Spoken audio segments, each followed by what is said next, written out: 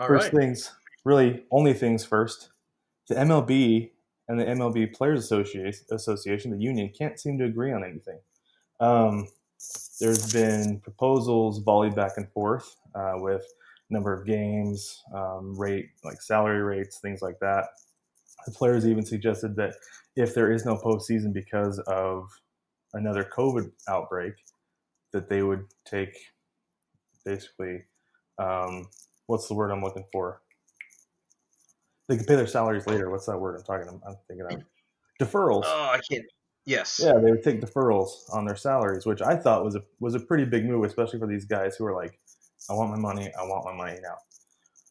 But Jason, does this have you worried at all for a season? I think I mentioned it in a post on the group. Uh, I think we need to prepare ourselves for the possibility of there not being a baseball season this year. Mm-hmm. It would be for some of us the second time in our lifetimes that this has happened. Yeah. Um, but I like the fact that they're still volleying back and forth offers. Mm-hmm. The most recent one, I know that the owners are offering an 85% or 80%, 85% of Mm-hmm. the prorated salary. So they're trying to bridge that gap somehow. Mm-hmm. Uh, I can't, as I said in the group, I don't fault the players for doing something that I think any of us would do if we were in the same situation. Yeah, absolutely. I mean, I wouldn't be willingly going to work for a pay cut. I mean, on one hand, it's like if that's the only option you have, you take it, you know. But where these guys, a lot of them only have really like a 3 year window to make as much money as possible. That can be scary, you know. That well, like I remember David Sampson, who I reference him a lot. He was the president of the Miami Marlins for a long time, but he talks about how there was one pitcher for his World Series winning team who took his money from making baseball. He's like he didn't make a bunch, but he made enough because even the league minimum, that's more than what most people are going to make in several years.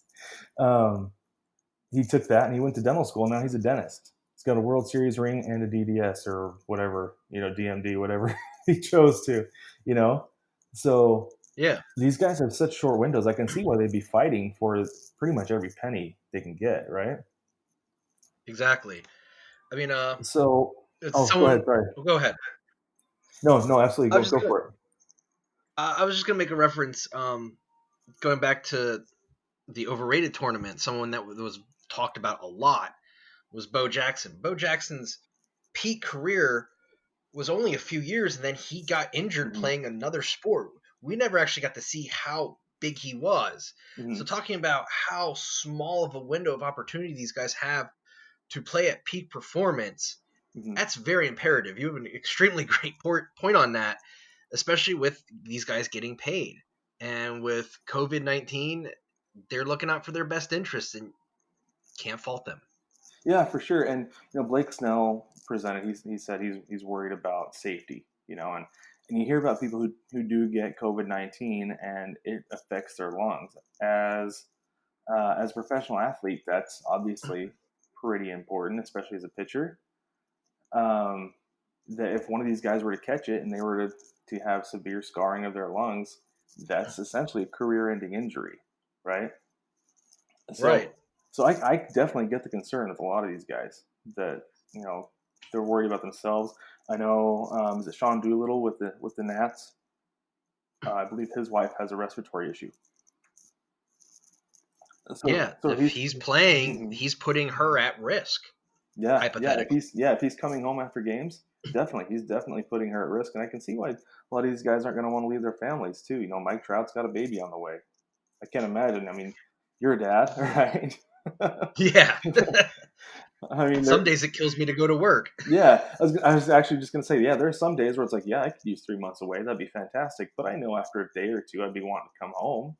And yeah, like you said, Exactly. 8 hour shift at work, you're ready to come home at night and see the wife, see the kids, everybody. So I can't imagine, playing in a bubble for 3 months and not being able to see my kids and all the risk that comes with it. So, I get the concerns. I get all that. I get the money. I understand all that. And I feel like the owners, I don't want to say they're being cheap because you don't get that rich by not being cheap, right? Right. I get their concerns as well, but at the same time, what I've been saying is, if you play a season, the money will come back. Oh yeah, Like, without a doubt. yeah, because you're going to draw more interest, you're going to bring in more fans, and there are ways that now that they can get draw revenue. I mean, yeah, they're not going to have fans in the seats, but you can sell banners. I think they've done that at some of the stadiums in the KBO. They've sold advertising banners in the outfield. Yeah, So they have. Yeah. I mean, am I crazy to think that if they kind of bite the bullet and lose some money every game this year, that it'll eventually make itself up over the next couple of years? Is that a crazy thought? No, I don't think it is. I mean, if we go back to '94 when they had the lockout due to the player strike, Mm-hmm. baseball struggled for a couple of years, and Yeah. then we had the now controversial home run chase Mm-hmm. between Sosa and McGuire, and that kind of brought baseball back into the mainstream.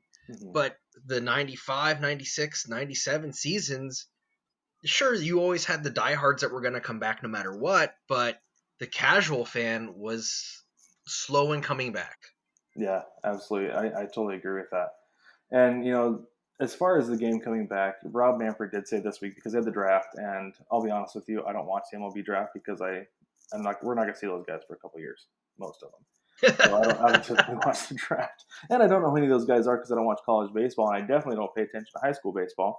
So I don't know who's getting drafted, so I just don't watch it. But anyways, he did say as the draft was starting, he said there 100% will be baseball this year, even if it's with the March agreement. And I don't know if you share mine and Briggs' disdain for Rob Manfred, Jason, but I was very happy to hear this because basically for me, I was like, okay, he just signed his death sentence as commissioner because the owners do not want to come back with that prorated agreement with no fans in the stands. And he just gave the Players Association reason to never negotiate again because eventually Manfred is going to say, enough is enough. We're coming back. We're playing. We had an agreement in March. We're sticking to it. I mean, again, I just keep asking, is that another crazy thought that I have there? That potentially the Players Association no longer has to negotiate because it's done. Is that kind of what that seems like? He's definitely tipped weight in their favor, without a doubt. Mm-hmm. And if you, again, like I've mentioned it on the VIP board, Mm-hmm. if you go back through history, these lockouts happen more so because of the owner's unwillingness to bridge the gap Mm-hmm. than it is the players. Yeah. The players are looking out for their best interest, and so are the owners, and I get it. This season is a cluster simply because of the things that cannot be controlled at the moment. Mm-hmm. As far as Manfred's concerned, I dislike him a whole lot more than Sealy. Definitely, yeah, for sure. I wanted Bob Costas. That's just me. I think we all want Bob Costas, but he's said that he won't do it because he loves the game too much, which I get. I get that. But no, like for me, it's like the owners are like, why would you tip our hand?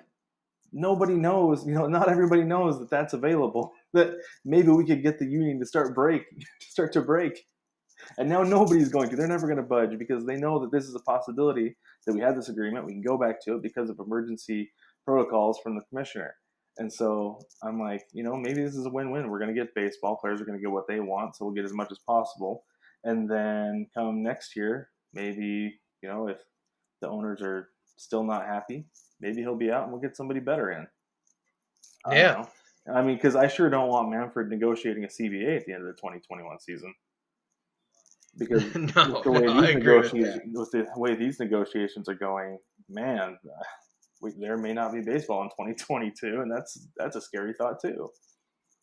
To make a comparison to another sport, he's got that Gary Bettman stink to him. I mean, Gary Bettman is he's not a beloved commissioner of his sport by any means for a variety of reasons. Yeah. And Manfred's he's got that hint of it.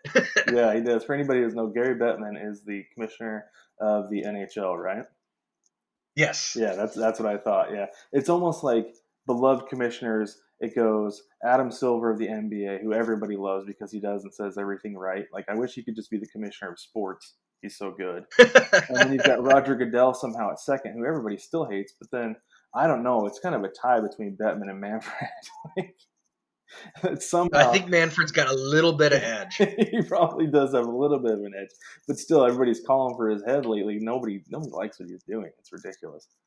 But that's definitely something to watch out for. We could see, I mean, according to him, we're going to have baseball this year. It's going to happen. Like you said, it could be the March agreement with 100% prorated salaries instead of 80%, like what was pitched this week. And Trevor Bauer made a point. He said, "Don't let the math fool you. 40 games at what was it, 100% prorated salaries, and then what was this one? It was like 70 games at 80%." 72, I believe. Yeah, 72 at 80%. Bauer said he'd be making the same money either way.